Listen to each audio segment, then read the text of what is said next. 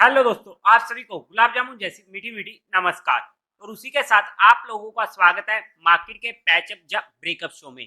आज के दिन हम डिस्कस करेंगे एक तो हमारी मार्केट को, क्योंकि कल के दिन होने वाली है निफ्टी की एक्सपायरी, तो वहां पर क्या इंपॉर्टेंट लेवल्स निकल कर आते हैं और उसी के साथ साथ कैसी रह सकती है कल के दिन की मार्केट की नीयत।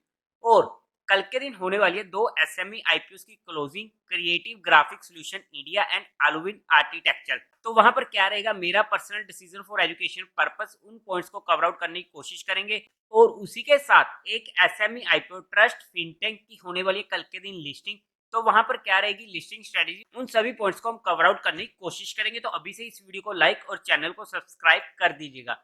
अगर हम सबसे पहले आज के दिन का एफआईए और डीआई डाटा चेकआउट करते हैं, तो डीआईएज ने 1100 करोड़ की बाइंग करी है, वहीं पर एफआईज ने 2200 करोड़ की सेलिंग करी है। नेट में सेलिंग का फिगर एक मेजर फिगर होने वाला है। अब अगर हम आईपीओ की बात करते हैं, दोनों ही Creative Graphic Solution India and Alvin Architecture को, अगर मैं अपने डिसीजन की बात करूं क्रिएटिव ग्राफिक सॉल्यूशन में, तो मैं इस आईपीओ को इजीली अप्लाई करने वाला हूं अपने हर फैमिली मेंबर के अकाउंट से। बीइंग एन अग्रेसिव होकर कैसी आती है सब्सक्रिप्शन मुझे उससे फर्क नहीं पड़ता, बट मैं इस आईपीओ को अप्लाई करने वाला हूं। बट फिर भी अगर हमें कंफर्मेशन चाहिए, तो एचएनआई और क्वालिफाइड की तरफ से अगर 100x का सब्सक्रिप्शन देखने को मिलता है मिनिमम दोनों की तरफ से, तो वहां पर मैं इजीली इसको अप्लाई कर दूंगा बीइंग एन अग्रेसिव होकर।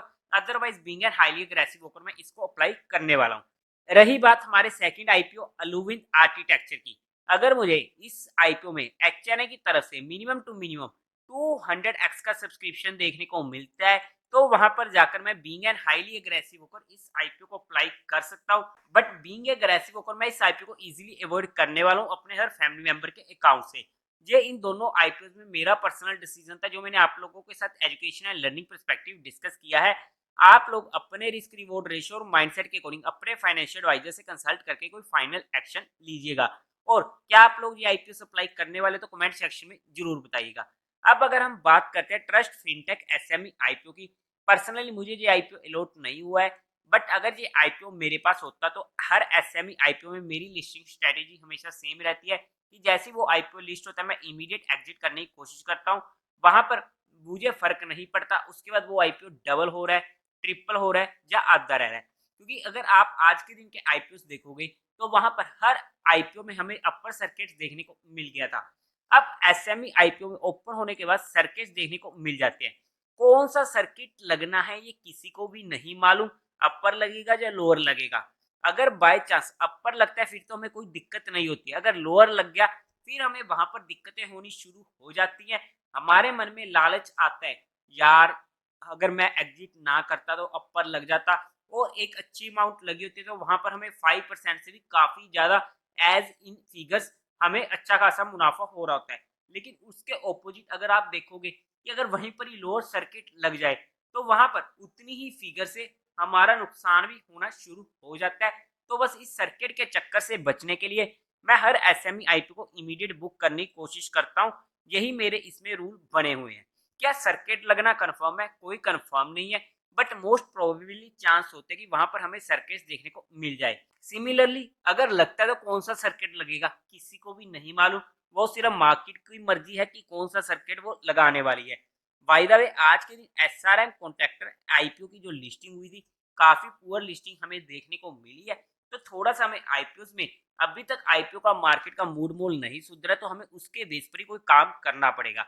बाय द वे अगर हम बात करते हैं हमारी मार्केट की, तो उससे पहले आप लोगों को म्यूचुअल फंड में या इंश्योरेंस सेगमेंट में कोई भी हेल्प की रिक्वायरमेंट है, या आप लोग चाहते हैं कि being a mutual fund distributor हम आपका पैसा मैनेज करने में आपकी हेल्प करें through SIP, STP, SWP, booster STP या फिर लमसम में, तो आपको डिस्क्रिप्शन में मेरा नंबर मिल जाएगा। आप मुझसे कांटेक्ट कर सकते हैं, आपकी क्वेरी को जल्दी से जल्दी सॉल्व कर दिया जाएगा।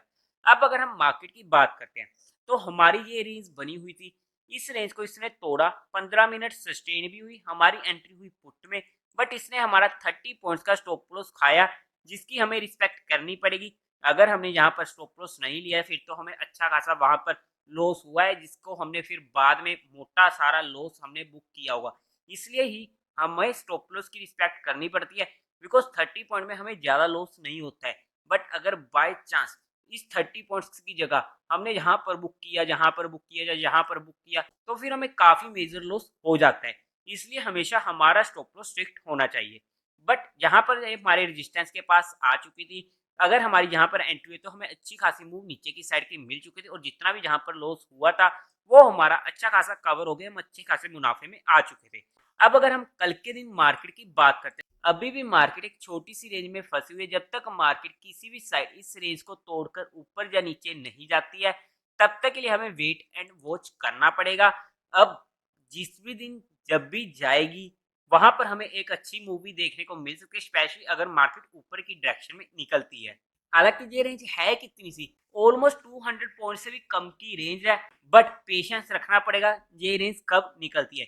मेजर स्पॉट हमारे लिए रहेगी 22,270 के पास की। अगर यहाँ पर हमें मिलती है तो जहां से हमें बाउंस बैक आने की उम्मीद रहेगी, तो इस लेवल पर हमारा ध्यान रह सकता है। और अगर बाई चांस कोई हीरो जीरो ट्रेड देखने को मिलती हुई तो मैं आप लोगों को टेलीग्राम चैनल पर अपडेट कर दूंगा। टेलीग्राम चैनल का लिंक आपको डिस्क्रिप्शन में मिल जाएगा।